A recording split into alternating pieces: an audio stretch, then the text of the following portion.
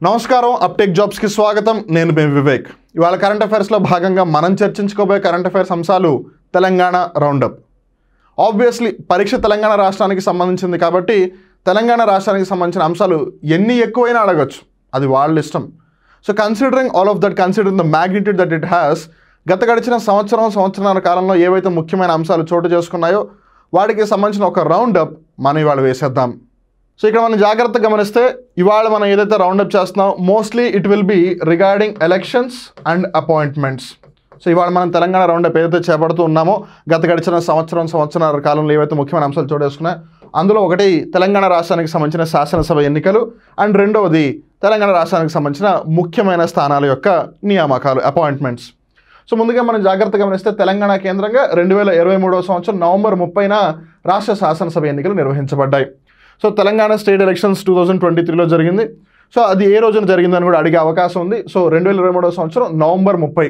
So November last day నవంబర్లో ఉన్నవే 30 రోజులు last day the last day of the November month elections జరిగాయి అలానే మన తెలంగాణ రాష్ట్రంలో ఉన్న శాసనసభ స్థానాలు ఎన్ని నియోజకవర్గాలు ఎన్ని అని అంటే 119 అలానే మరి లోక్సభ స్థానాలు ఎన్ని అని గమనిస్తే కనుక 17 లోక్సభ స్థానాలకు కూడా ఇటీవల ఎలక్షన్స్ జరిగాయి అది మనందరికీ తెలిసిన విషయమే అలానే ఈ శాసనసభ స్థానాలు ఏవైతే 119 ఉన్నాయో వాటికి గాను ఫలితాలను ఎప్పుడు వెల్లడించారు అంటే డిసెంబర్ 3న ఎన్నికలు నవంబర్ 30న జరిగాయి ఫలితాలు డిసెంబర్ 3న వెల్లడయ్యాయి అలానే ఏ పార్టీకి ఎన్ని ఓట్లు వచ్చాయి మేజర్ పొలిటికల్ పార్టీస్ మనం జాగ్రత్తగా గమనిస్తే కాంగ్రెస్కి వచ్చేసి అండ్ ఇంగ్లీష్లో అయితే దాన్ని ఐఎన్సీ అని రిప్రజెంట్ చేస్తారు so don't get confused Indian national Congress so Congress పార్టీకి 64 సీట్లు భారాస అంటే ఒకప్పుడు టీఆర్ఎస్గా పిలువబడే బీఆర్ఎస్ పార్టీ దానికి 39 సీట్లు అట్లానే భాజపా భారతీయ జనతా పార్టీకి 8 సీట్లు ఎంఐఎం పార్టీకి 7 సీట్లు సిపిఐ పార్టీకి 1 సీటు సో ఇక్కడ మనం జాగ్రత్తగా గమనిస్తే అంతకుముందు భారాస బీఆర్ఎస్ పార్టీ అధికారంలో ఉంది కాబట్టి సో ఖచ్చితంగా దాన్ని కూడా మనం కన్సిడర్ చేసి తీరాలి even though now they are not able to form the government considering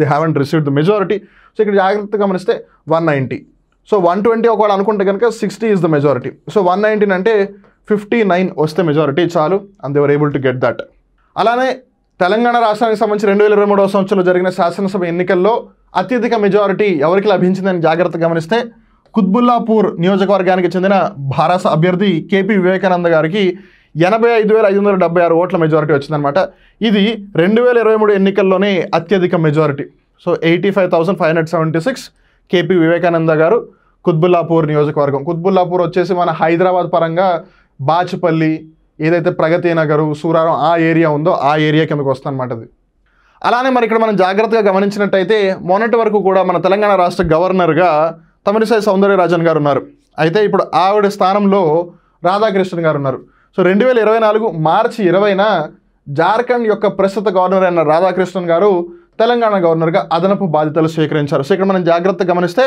ఒక గవర్నర్ ఒక స్టేట్ కన్నా ఎక్కువ స్టేట్స్కి ఎట్ ఏ టైం గవర్నర్గా ఉండవచ్చు that's an example so Jharkhand స్టేట్కి ఆల్రెడీ గవర్నర్గా ఉన్నారు ఆయన ఇప్పుడు తెలంగాణకు కూడా ఎడిషనల్ డ్యూటీస్ చేపడుతున్నారు సిన్స్ మార్చ్ 20 అలానే 2023 జూలై 23న తెలంగాణ హైకోర్టు ప్రధాన న్యాయమూర్తిగా జస్టిస్ ఆలోక్ అరాధే గారు నియమించబడ్డారు ఇక్కడ మనం జాగ్రత్తగా గమనిస్తే ఈ డేట్ చాలా important and considering Telangana high court యొక్క నూతన భవనం యొక్క శంకుస్థాపన కూడా జరిగింది కాబట్టి డెఫినెట్లీ దీని గురించి అడిగే అవకాశం ఉంటుంది తెలంగాణ ఏదైతే కొత్త హైకోర్టు భవనం నిర్మించబోతున్నారో అది ఎక్కడ రాజేంద్ర నగర్ ఏం నగర్ రాజేంద్ర నగర్ ఏదైతే తెలంగాణ రాష్ట్రానికి సంబంధించిన ప్రొఫెసర్ జయశంకర్ వ్యవసాయ విశ్వవిద్యాలయం ఉందో అందులో ఒక 100 ఎకరాలలో ఈ తెలంగాణ హైకోర్టు నిర్మించబోతున్నారు అలా తెలంగాణ రాష్ట్ర అడ్వకేట్ జనరల్గా ఏ సుదర్శన్ రెడ్డి గారు 2023 డిసెంబర్ 29న నియమించబడ్డారు ఇక్కడ మనం జాగ్రత్తగా గమనిస్తే ఈ డేట్స్ చాలా ఇంపార్టెంట్ అలానే ఆ పొజిషన్లో ఎవరున్నారని కూడా చాలా ఇంపార్టెంట్ అండ్ తర్వాత తెలంగాణ రాష్ట్ర నూతన డైరెక్టర్ జనరల్గా రవి గుప్తా గారు నియమించబడ్డారు తెలంగాణ ప్రణాళికా సంఘం యొక్క ఉపాధ్యక్షులుగా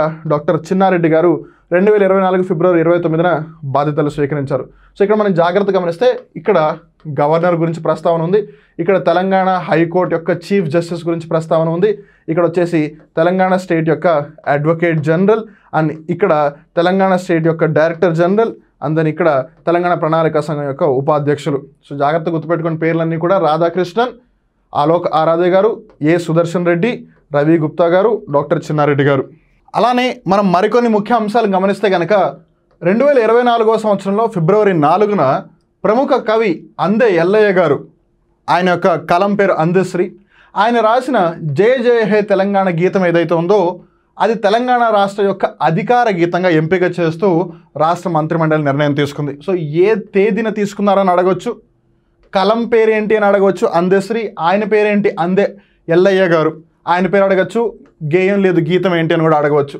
and more over June 2 Telangana state formation day ఖచ్చితంగా అడిగే అవకాశం ఉంది, దగ్గరలోనే ఉంది, కాబట్టి జాగ్రత్తగా గుర్తుపెట్టుకోండి. ఇదేమో June 2, అదేమో February 4.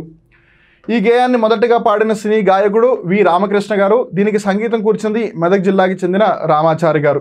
ఈ పాటను మొట్టమొదటిసారిగా పాడింది సినీ గాయకుడు వి రామకృష్ణ గారు.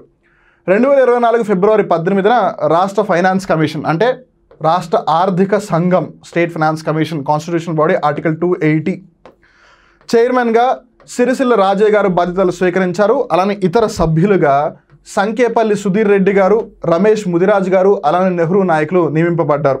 సో ఇక్కడ మనం జాగ్రత్తగా గమనిస్తే చైర్మన్ అడగవచ్చు, అలానే మెంబర్స్ కూడా అడగవచ్చు. Chairman very important, members obviously important, but not as చైర్మన్తో. 2024 February 18 సేమ్ డే 2024 February 18 సభ్యులను కూడా నియమించారు. కమిషన్ చైర్మన్ వచ్చేసి సిరిసిల్ల రాజయ్య గారు, మెంబర్స్ వచ్చేసి సంకేపల్లి సుధీర్ రెడ్డి గారు, రమేష్ ముదిరాజ్ గారు, నెహ్రూ నాయక్ గారు.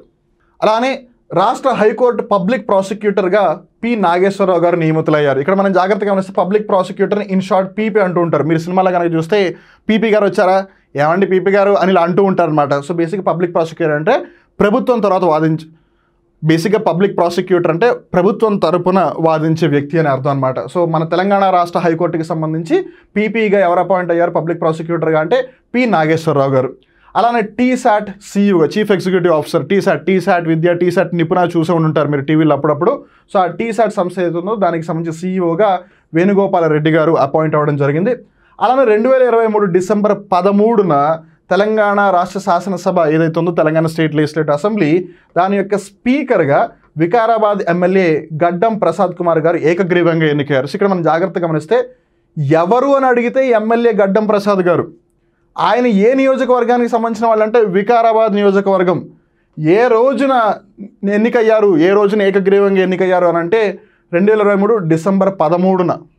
అలానే 2024 సంవత్సరం March 11 సుప్రీంకోర్టు రిటైర్డ్ న్యాయమూర్తి అంటే సుప్రీంకోర్టు రిటైర్డ్ జడ్జి అయిన జస్టిస్ పినాకి చంద్రఘోష్ గారి యొక్క నేతృత్వంలో నియమింపబడిన కాళేశ్వరం ఎత్తిపోతల పథకంపై న్యాయ విచారణ సంఘాన్ని ఏర్పాటు చేశాం. సో బేసిక్గా కాళేశ్వరం ప్రాజెక్ట్కి సంబంధించి కొన్ని అవకతవకలు జరిగాయి, కొన్ని ప్రాబ్లమ్స్ ఉన్నాయని చెప్పి వాటికి సంబంధించి ఒక జ్యుడిషియల్ ఎంక్వైరీ కమిటీని బైఠాయించారనమాట. ఆ జ్యుడిషియల్ ఎంక్వైరీ కమిటీ ఎవరి నేతృత్వంలో ఏర్పాటైంది? జస్టిస్ పినాకి చంద్రఘోష్ గారి యొక్క నేతృత్వంలో.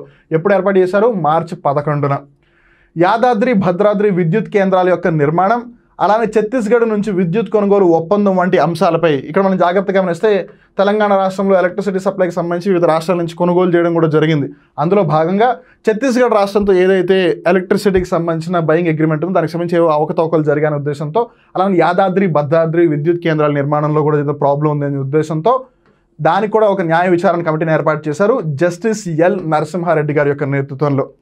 సో ఇక్కడ మనం జాగ్రత్తగా గమనిస్తే కాళేశ్వరం ఎత్తిపోతల పథకానికి సంబంధించి జస్టిస్ పినాకి చంద్రఘోష్ గారు ఈ ఛత్తీస్గఢ్ నుంచి ఎలక్ట్రిసిటీ విద్యుత్ని కొనుగోలు చేయడం అనే అంశానికి, అలానే యాదాద్రి భద్రాద్రి విద్యుత్ కేంద్రాల నిర్మాణానికి సంబంధించి జస్టిస్ ఎల్ నరసింహారెడ్డి గారి నేతృత్వంలో న్యాయ విచారణ కమిటీ ఏర్పాటు చేయడం జరిగింది.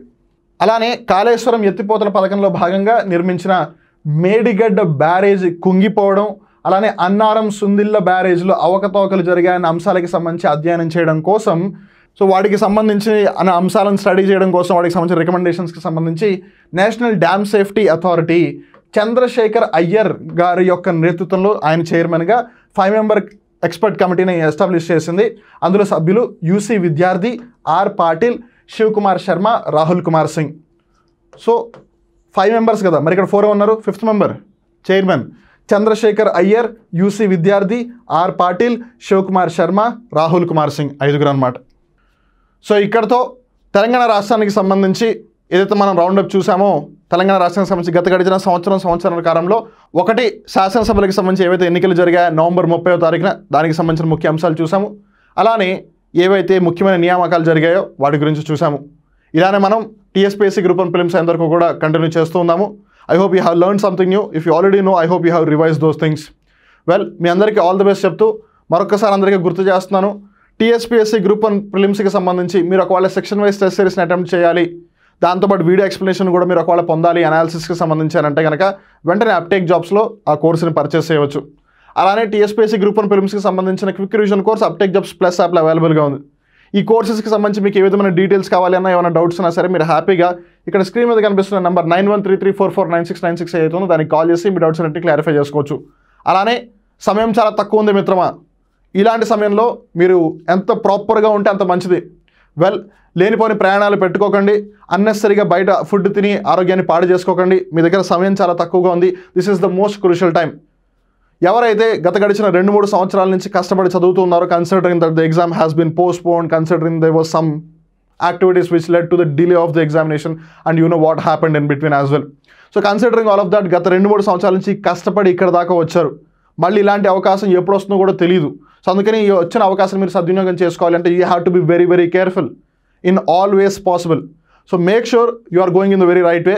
కంగారు పడద్దు. అయినో కొంచెం నర్వస్గా ఫీల్ అవుతారు, కొంచెం ఎక్సైట్మెంట్ ఉంటుంది, కొంచెం యాంగ్షియస్నెస్ ఉంటుంది, ఏమో క్లియర్ అవుతుందా లేదా, లేదు క్లియర్ చేయకపోతే ఏమవుతుంది, ఇలా కొంచెం భయభ్రాంతులకి అప్పుడప్పుడు అవుతూ ఉంటాము as a human being. But end of the day దాని నుంచి మనంతటి మనమే బయటికి రావాలి. We have to come out of it for at any given cost అనమాట. సో అందుకని make sure you are confident enough, make sure you are patient enough, make sure you are perseverant enough. కష్టపడండి ఈ కొన్ని రోజులు. I really wish that you clear TSPSC group 1 prelims at any given cost. Wishing everyone all the very best. And not only just for group 1 prelims, మీరు ఏదైతే పరీక్షలు రాస్తున్నారో అది జీవితం అనే పరీక్ష అవ్వచ్చు, లేదు జీవితంలో గవర్నమెంట్ జాబ్ తెచ్చుకోవడానికి ఒక పరీక్ష అవ్వచ్చు. ఐ రియలీ విష్ మీరు దాంట్లో సక్సెస్ఫుల్ అవ్వాలి అని మనస్ఫూర్తిగా కోరుకుంటూ wishing everyone all the very best. మళ్ళీ ఇంకో రోజు ఇంకొక కొత్త కరెంట్ ఎపిసోడ్లో కలుద్దాం. అప్పటివరకు చూస్తున్నానండి అప్డేట్ జాబ్స్. మిమ్మల్ని మీరు అప్డేట్ చేసుకుంటూ ఉండండి. నేను మీ వివేక్. నమస్కారం.